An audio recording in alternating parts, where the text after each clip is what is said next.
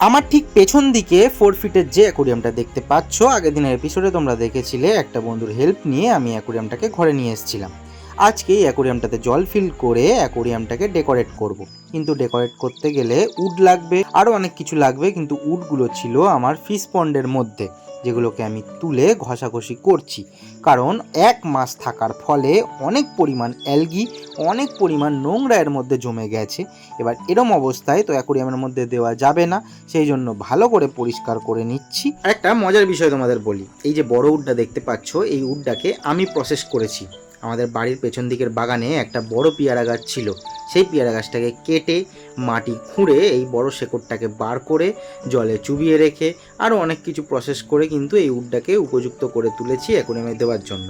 যাই হোক, বলো অ্যাকোরিয়ামের ডেকোরেশনটা কেমন লাগছে। আর তুমিও যদি আমার মতন মাছপ্রেমী হও তাহলে কমেন্ট করে অবশ্যই জানাতে পারো। আজকের জন্য টাটা সবাইকে।